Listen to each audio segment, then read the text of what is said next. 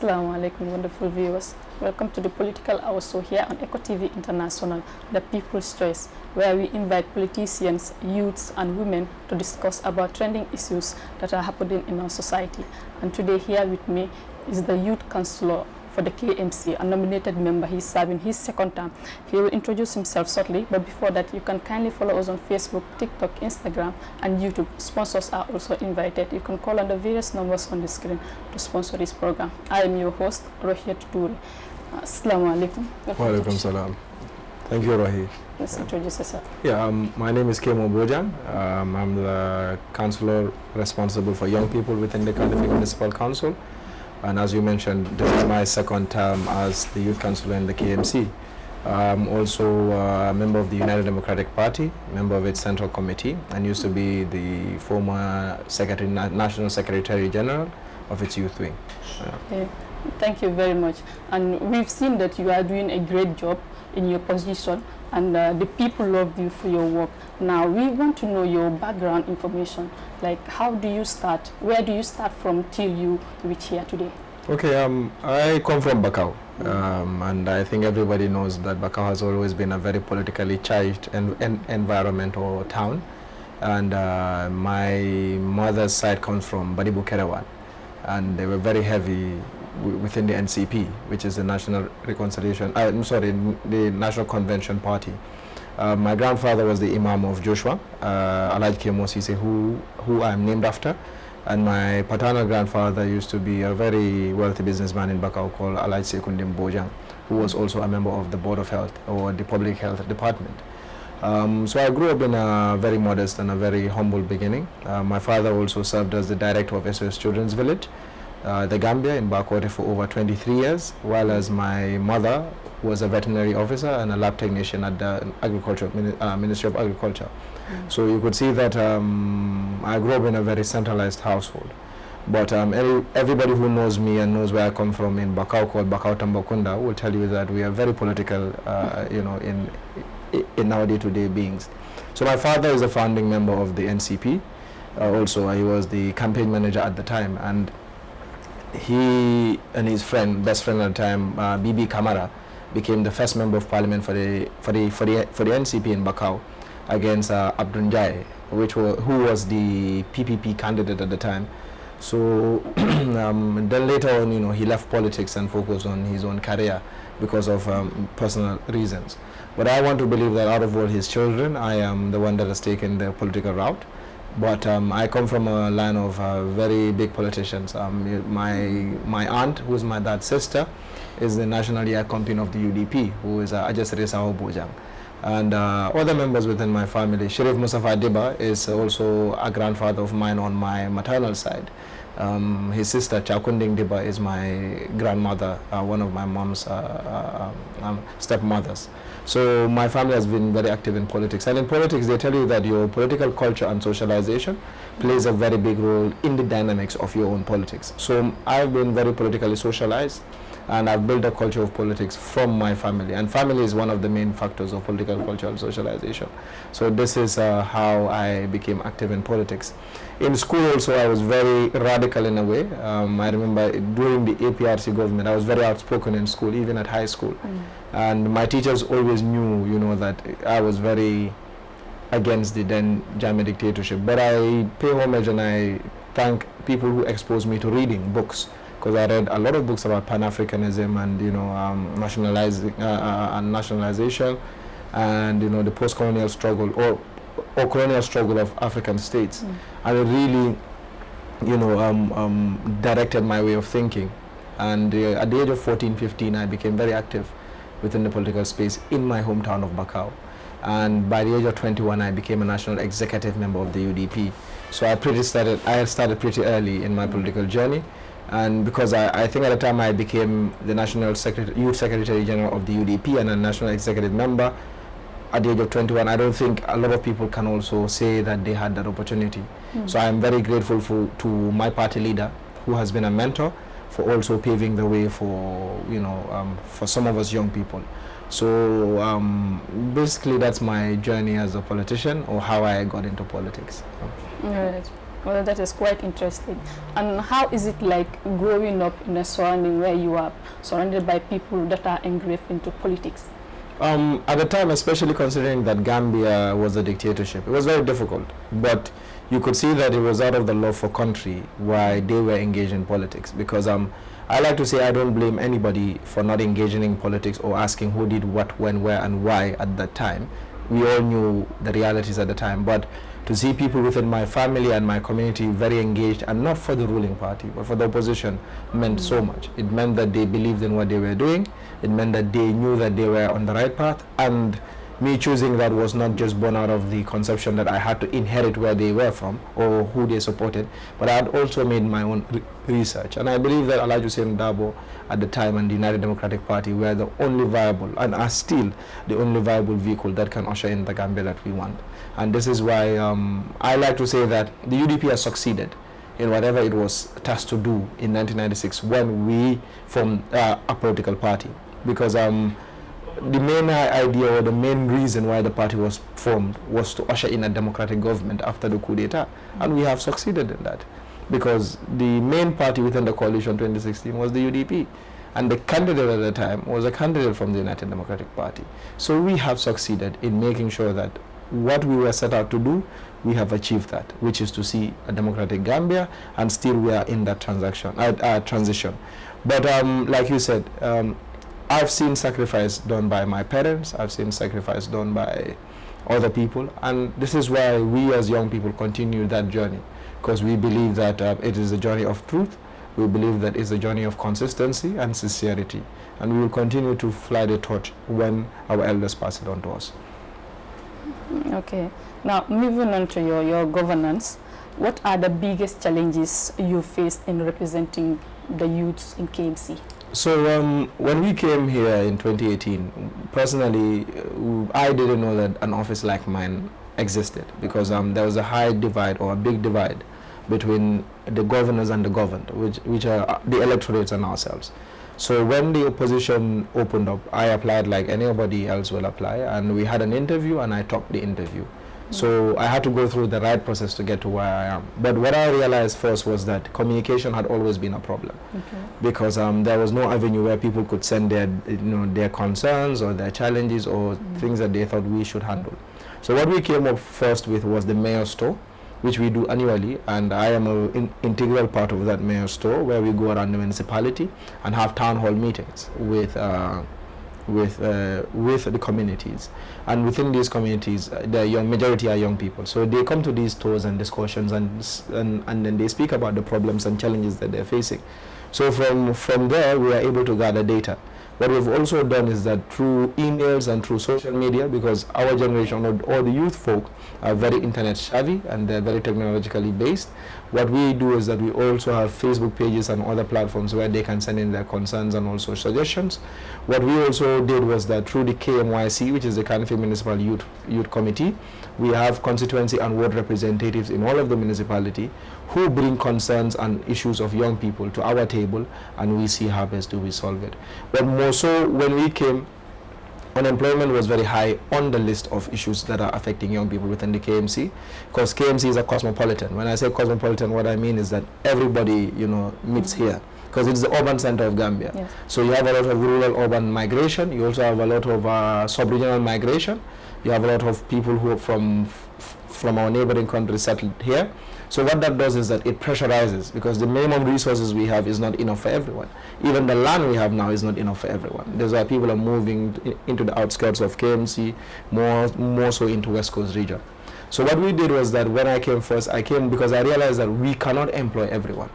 And personally, I am someone that has always said that the state cannot be the main employer. Because once the state is the main employer, the act of distribution and also consumeration and production becomes very limited, because then it just becomes a state control effect.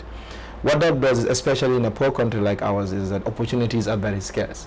So what I did first was that I worked with microfinances like Supersonics, like Reliance Financial and Colo Money, where we came up with a $20 million youth fund, where youth entrepreneurs would come with their ideas and also show that they have a proven track record, and we will support them with financing to empower them and boost their businesses. We were able to come up with that.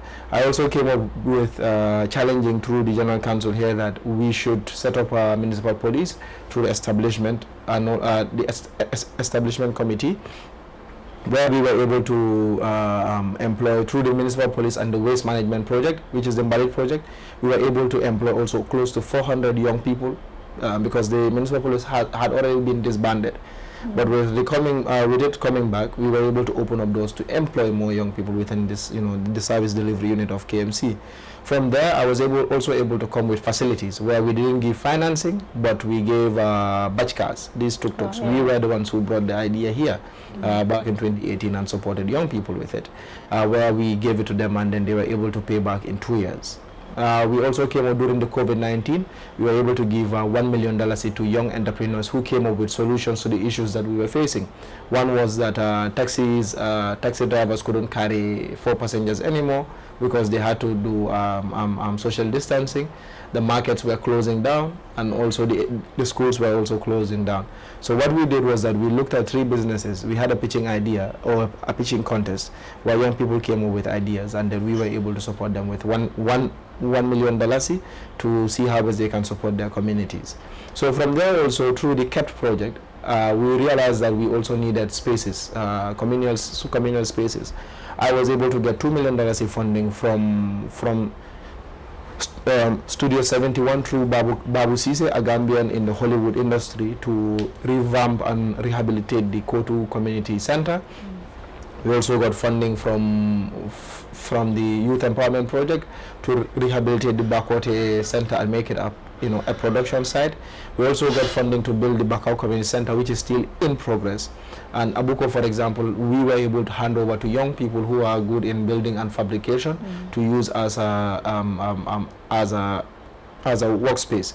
So we were also able to build 8 parks, community parks for young people that have 6-a-side football pitches, outdoor gyms, basketballs, and volleyball courts. And we also were able to build a library. The library, all these came from the KEPT project, which I and the mayor were able to go to Peterborough to negotiate on behalf of Cardiff Municipal Council, and I'm happy that we were able to provide this. These are just some of the things that we have done, which is different from some of the support we give to artists. You would see anytime artists have music programs here, they'll come to the mayor, he'll buy tickets, like 100 tickets here and there, and it all comes from my account. But what it also does is that we understand that the entertainment and music scene has been a big employer of young people, directly or indirectly, especially through the informal sector. So what we are doing is that supporting those artists means also supporting young people. Yes. So generally, we have been able to give a lot of support to young people, and hoping we can do more, going forward. Yeah, in your 2 terms, we've seen that you are doing a really great job, that the youths are really impressed and love you very much. Now, how do you feel after fulfilling the needs of the youths? It's more of fulfillment. You get a sense of fulfillment, but also it's about leaving a legacy. I've always said that I want to leave KMC and then 10 years from now look behind and say I was able to do this and that and that. It is not about building a personality, but it's about building an institution and a structure. And I believe that under the leadership of Talib Ahmed Bensouda, we have been able to do that even within the KMC. I believe we were the ones who revolutionized the ideals of local governance in the country. Before we became councillors and mayors, nobody really cared what their local government was doing because we just saw it as a political phase. You would even ask people and they will tell you that I don't want to become a councillor because they didn't see value in it. But today everybody is trying to be a councillor, everybody is trying to be a mayor because they see value, and we have been able to deliver value to the people. So for me and for all of us down here, it is leaving a legacy.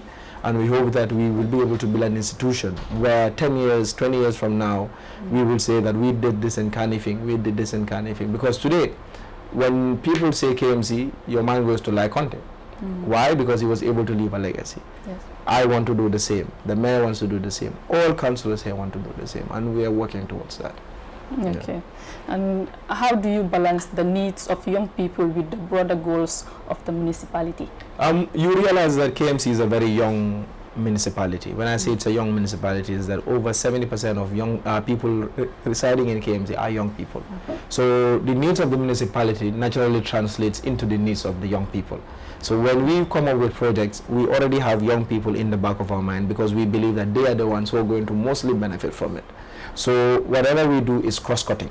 It cuts across demographies, but naturally it targets the young people. So when you look at most of our developments here, they are young people centered. You look at the expansions of our markets, we say women and young people. You look at our parks we have built, it's for young people. You look at the library we have built, it's for students. Students are young people. You look at the community centers and we have built and skill centers are all for young people. So naturally, whenever we look at the broader perspective of developing KMC, whenever we look at progressive KMC, we are looking at supporting and empowering our young people. Okay. And also, how do you ensure transparency and accountability in your role? Yes, so what we do is that we work with the Kanafi Municipal Youth Council, who are like they came about through an act of parliament, through the Youth Act, because they are the direct representatives of the National Youth Council within the KMC.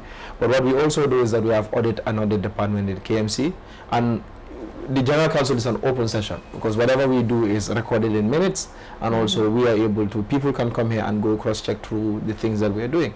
Because any document here is a public document because we are a public office, we are public officials, and we are here for the people. So we naturally are open to scrutiny, and we are also open to people coming here to see it and to make sure that there are checks and balances. But this is why oppositions are also very important, because whenever they see something going on, they can always reach out and say this and this and this is what's going on. We always welcome criticism, especially positive ones. But generally, in a broader perspective, transparency and accountability are core pillars of our work in the Kanafi Municipal Council. Okay, now moving on to youth empowerment and opportunities, what key initiatives have you implemented to support youth development in KMC? Yeah, like I mentioned in my earlier, but generally, like I said, we came up with financing projects like 20 million youth fund for a revolving youth fund. We also came up with a 1 million COVID support. Yes. We are now also supporting our football zones with the parks, for example. I am the project manager of the Bakau park expansion project.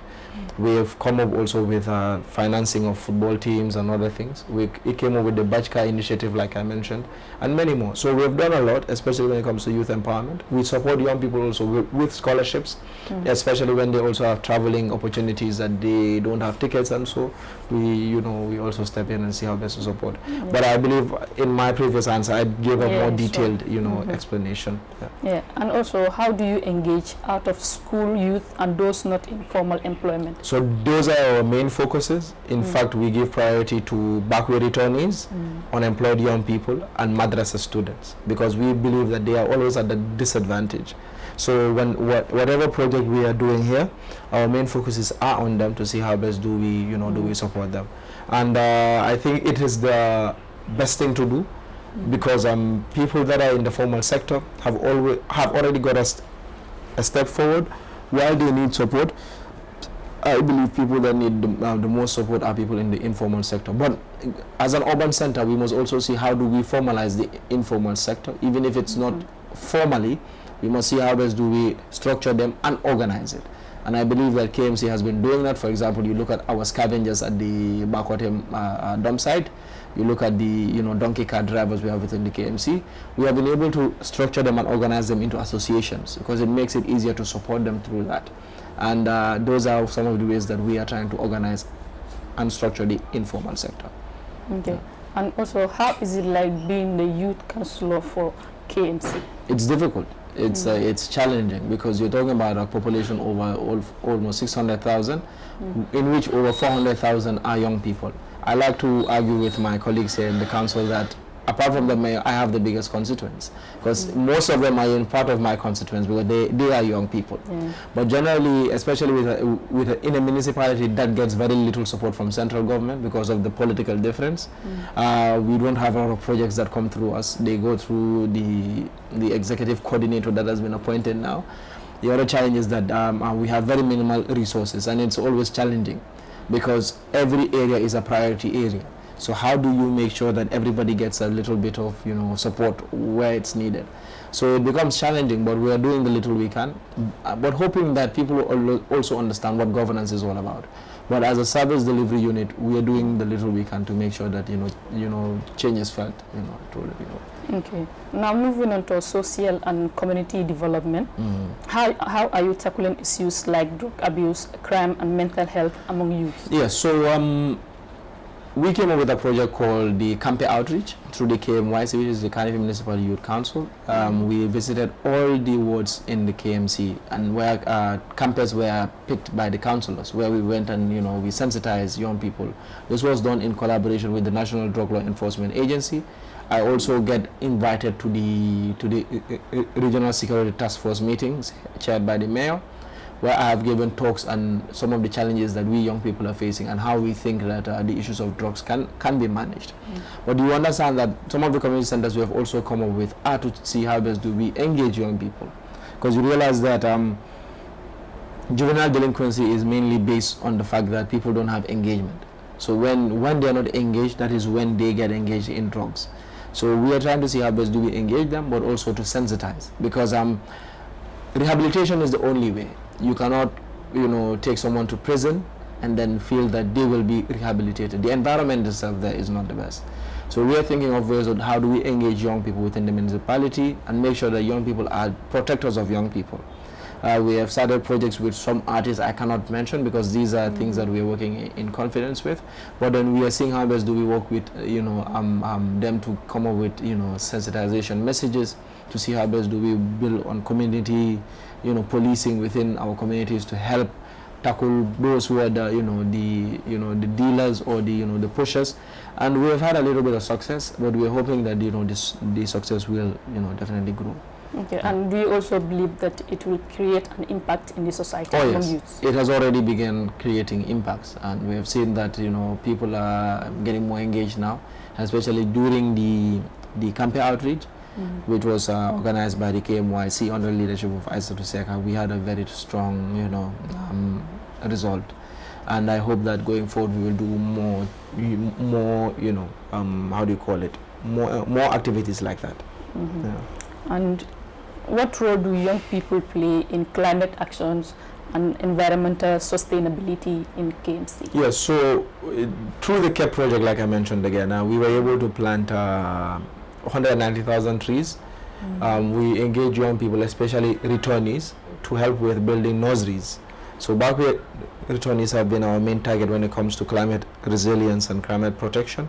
We also have groups like the African Youth Leadership Hub who help with planting trees around the schools. I join them when they're going on these tree planting exercises and beach cleaning exercises. But our main focus is to reforest, because we have seen that we have lost a lot of forest cover within the KMC, or just plant cover generally, which has affected the ozone layer, and it's now you go out, it's very hot. So we are reforesting the KMC area, especially mangroves, and to see how best do we protect our swampy areas around. You go to Talinding Farokon, you go to New Joshwang and Joshwan Dangan. These are areas that are very prone to floods and other things. So we're seeing how best do we organize that. But young people have definitely been leading the change. Currently, our councillor for Talinding, Karamosi, is currently in Bonn, Germany, with our climate officer called Dudu Jallo. They are seeing how best they come up with solutions for climate change also, and giving the position of KMC in most of the discussions being held there. Okay. And how do you involve young people in decision-making processes at the municipal level? So, like I said, we have the KMYC. The KMYC is a body that has supported the work we are doing here, and they make sure that young people have a voice, and I am here to represent that voice of young people. But through the KMYC also, we have been able to set up the Children's Parliament, and we have our members who are also very active in the Youth Parliament of the Gambia. And I believe that these are areas where, even though they don't have a mandate, but they can definitely, advocate for the issues of young people. But what I also do is that, like I mentioned, I have tours with young people where I go to the communities and we have discussions, and I bring some of their issues here to see how best do we tackle them as the municipality. Okay. Now coming to your future plans and advocacy, what are your top priorities for the remainder of your term? So the remainder of our term, what we are looking at is how do we continue to support young people, but also making sure that we are able to build voices within the country municipality. But like I mentioned, I'm very big on institutionalizing, because I believe that it's only through institutions that we can move forward. Without strong institutions, what we will have are just very strong personalities, and once they are gone, it becomes a problem. But our target area this year will be on youth empowerment and youth employment. We are also looking at education and recreation. These are areas that we think that we can definitely support young people on, and see how best do we improve, on those parts. Okay. Yeah. And how can young people in KMC actively participate in local governance? It's by being part of the ward development committees, because that is where issues are discussed. Because the councillors, we are just representatives. We come here, we represent, we go back to the communities. So the ward development committees are the first point of call for anybody, and working with their councillors, but coming up with initiatives also in their wards, because KMC cannot do it alone. And the young people are very innovative, especially young Gambians. I like to say that we are one of the smartest people in the world, but unfortunately there's no support. So if they are able to work with their councillors and with the members of parliament, I'm sure that they can definitely take an active role, in the governance structures of KMC. But local government is the start point of governance, and a lot of people don't understand this. They look low upon it, but it is where it really matters. It is where the grassroots are, and I hope going forward that young people will take an active role in local governance. Okay, what policy changes would you like to see at the national level to better support Gambian youth? I think one of it first should be, how do we improve the budget for young people? When you look at the budget today and you look at the budget of other areas that I think are not a priority to the country, you realize that not a lot has been budgeted for young people. And another policy I think we need to look at is how do we, what I think they have done a good job in is how do we improve STEM and also the TVET. Since Prof. Gomez became Minister of Higher Education, we have seen a big focus on TVET. I've said that a country cannot develop without its skilled people. For you to be able to interview me, someone had to build the camera. Someone had to build the mobile phone that we could communicate on. These are people with skills. After the Second World War in Europe, they had the era of reconstruction. People with skills were the ones who built Europe. So it's the same thing that we need. We need an era of construction here in the Gambia, and until we build people with skills, it's going to be difficult. Another policy I'd like to see is how do we also nationalize, most of our industries, making sure that, Gambians are given the support that they need. You go to other countries, for example, you cannot own a company 100% as a non-indigent, because you need to have partners from that country with whom you will be able to build, a successful business. Here you look at it today, most of the businesses are not owned by Gambians. Two, it makes it difficult because then there's capital flight. No matter, because we keep saying that the economy is improving 6% here, 12% there, 9% here. But okay, the economy is controlled 90% by non-Gambians. It means out of that 6%, 90% out of that 6% growth is leaving, because it's going to be capital flight, right? We keep saying that 42% of our budget and GDP are made of remittances, of people sending in money. We don't keep the forex, because once it comes, everybody who sends money here is either you're buying food for your family, for survival, or you're building. You go to Gimpex, you buy cement, you buy other things, you're giving it to people who are not Gambians. They take the money out. So it's not reflective. Like Amatai Sen has always said in development, that it needs to be reflective in the life of the people. Okay, GDPs can grow, but if it's not reflective, people are not seeing changes, what's the point? So I don't know what the government pushes when they say the economy is growing, but every day people are having less money in their pockets to use.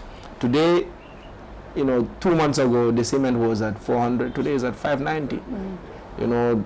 2 months ago, bread was at $10, today is $12. 2 months ago, a kilo of meat was $450, today is $500. So these are all things that I think the government is not really focused on. And economics is not rocket science. It's all about demand and supply, and how do you regulate that. So I think these are policy issues I would want to see change and more focus to be given to. Okay, and also when you talk to youths, you will realize that they are very ambitious and want to make it in the country, but they are not given the opportunity, and they blame the government that they are not controlling the prices in the market, that everything is skyrocketing, and the government is not doing anything about it. So what is your take on that? I agree 100%. In the end, the buck stops with the government, and the government is supposed to create an environment where people will flourish. A lot of young Gambians have opened businesses. Probably you have even yourself in the past, but it hasn't worked.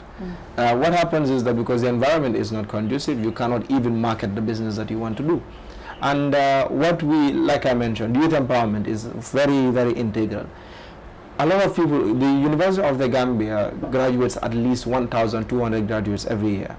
And like I mentioned in the beginning of my discussion, the government cannot be the main employer. Once government is the main employer, they cannot absorb everyone, because government doesn't make doesn't create new jobs.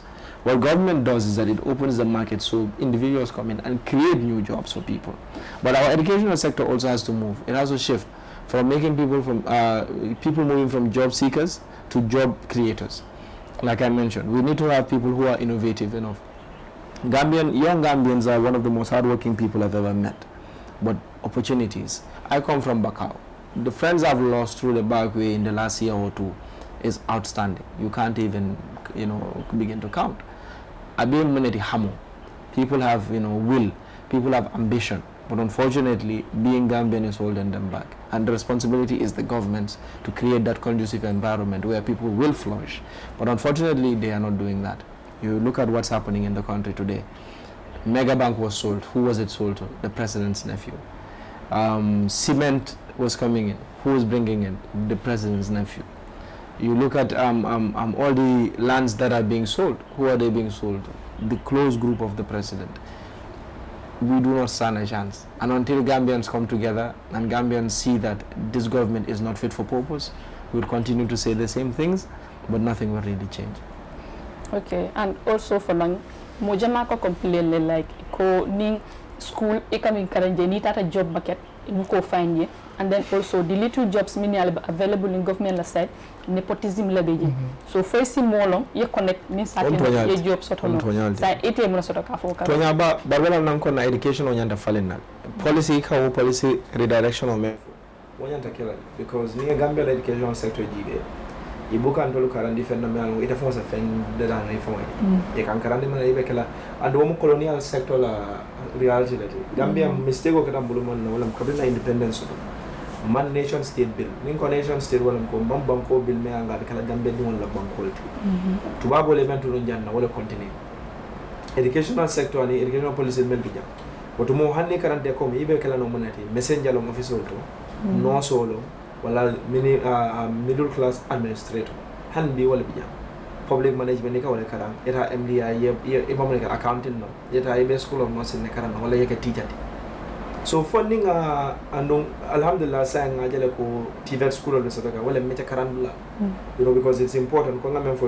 earlier mecha wala ka banko sama ni mecha za mol bulaw ibuka fenkeno an se ka hando ko men soto jan ndolo ka do ko inherit Jambe lo mi kay banko mi alon ko mo ko do ko inherit ifa be dan I retire I samba ja I dunda la place odam waka ke Gambia dam man because memo manke to nya fo molti mal la fi ñola kon ka fa ñame la fi ta ñola ka don ti ñaro ni kasara ro me ka ke nyim banko ka abuka ke dulato ko munatin Gambia wol fa man do ka je ko wala to nya way sabati because ni aji we bi ala baro janna way kila man sati mun babu biya ke man sati mun ba ala muso be nyaadi biya jiba be nyaadi wala ko do min to na fulo min to Ahmad Sane me ma barende wati o mun munati kunu biya mun munati wasitano foka bank sa o mu mira ta bal so nde men believe wala ko na mel so to bin na man sali man imam hati on do itan hati katun kabri bina man sayala ntol man kela priority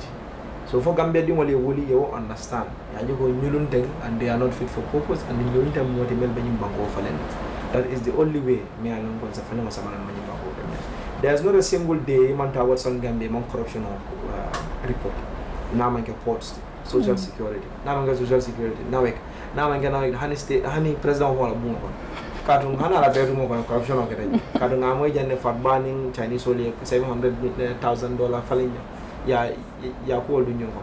So ning bedroom of in number 1 Marina Parade corruption of Bakelaw. Then what do you expect in the country? What more corruption of Gambia, Bari, ya Jamme Ataka, but Abuga Sondo. But be more than you alako Sonia, Alim Bear, Alim Bear. So all we're caring, unfortunately. Okay, so need a chance or the opportunity killing the Lapuria Mansa advice. Never kill that advice. IG. Because they go Amano. Yalo muhani ahamo bela ye yang ani osoro ni manu imanu hani school abe wole nyam isa moja karawa dia exactly ara mamman sa yano among governance no mel faram babala iman so alama the best thing for him wala na la nyen tambanta IG asabu gambe di mole ko sanji tanga kele nkale no sanji sab mbodo da nga sanji tanke alhamdulillah mbodo sa ngata. The reports for the Findicane after Ronald for the third time. I tell you, I have more level. But more fana yela nole be bulu. So now the car will lola kotem for a third time. Abagambe do want taralajan. Because I know people who voted for Barrow in 2021 who will never ever vote for him again because banko manta ko entral nyame. Dole ya jame bondi jango marajaw le bijan. Baro marajaw kilo wala murta nanja. In fact it has become worse. Muneketa wodoka mofa ndabuka mofa but corruption ka mofa hani genocide because we heard about Ministry of Health COVID funds aketa nyadile otinyaro menketa. Imagine if COVID funds were put in the right place they were supposed to go. COVID-19 e moja mafa ate fala no. Imagine corona antata nyene tana name we would have had better health facilities. Musujama ka fati wote itafala. Mo jama nita melka ni kidney issue lo sota ika need fenkol treatment iba sotola wodi nu wonu mel fata through the AKI the AKI scandal itafala because men negligence and corruption ole tamata je. So corruption for me is worse than a genocide. Yeah, na am na nyin silol me anko ba fa kan silol bedaka yes, but what is the standard of the rules? Everybody wants rules. Don't be after silol lalen don't be happy ko we having good rules. We're having new roads, but are they good? They're not, because they are substandard. A GBA silo kadeda, wo serekunda birkama gara silo GBA. In less than a year, atinyanta kote. So these are all things me along go. So I imagine accident gelle kata silo ka. From sukuta lao silo timenga na finti jana. Jama. La rikunda sabu juko komo silo. Less than 2 years. Wo silo GBA ka mena wo silo nelmando ko. So corruption o kawaleke because aka standard ol jindile aka mol fale. So nde for me I believe if I could advise President Barrow on one thing is puro IG because kuno ndoro American embassy for the announcement it will become tougher for Gambians to get visas. Why? Because we have always had diplomatic blunders. Ajibe na diplomats wale menke on the US embassy. You know, ajibe na diplomats wale menke Cuba. Ajibe na diplomats wale menke kan Turkey, and all of these places because they don't respect the state itself. But nyenga ke hani minister finda ako ngambel samba do ko ji mambete ya. Mune ke ambassador maja. Because there's only chaos. There's no control. There's no hierarchy. More respect ni manza kunda. Minister of Health for finda no jana dara parliament corruption of battle minister amanda radulad. So we don't Gambians don't need any other ndemo kande ni kale ha ebuka politiko ke aggressively ko ka kami nyam ko ha konko bal nyaayel dale andola kere konko mol nyaayel ka nyimba ko kan sai because kolea in 2016 kabi ya Jamaica Bojang Saddam the most expensive rice in the country was costing $1,650 this is $3,650 $2,000 a jump over 180% increase So President Barrow, if I could advise him one thing, one of my G, ahamo satarala, anganyo satarala, baramano. Okay, well, time banjam fakane. Say, it is one advice for youth so many along ko left to participate in leadership and community service. That's the only way we can build the country because for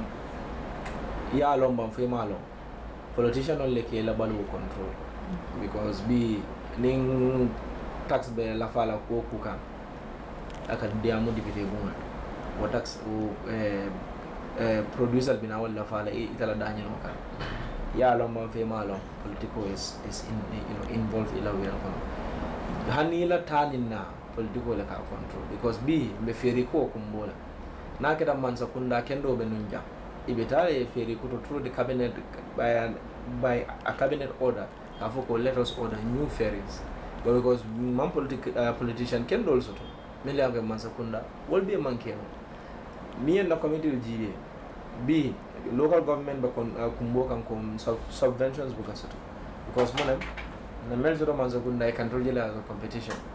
So in the end, political level na balu was ambaka.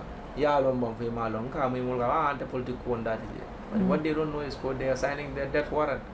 Because political le ka banko samba. Political le ka duko ke banko ka. Adie ba man die politicians will have an impact. Hani ka wa afro ke Marcel. Politician will have an impact in your life. And ndaka wal for funding kele ko it is a noble profession. Ha ntol play lalu melaka political ke ntol latinya. But political is one of the oldest professions in the world. Ndaka ben for han kila mun politician because I ambassador kila. Akabra another state school fale. I meant raja kombe o fale na. Political molti. Ika state school fale puri yela mol la balu sone yandi.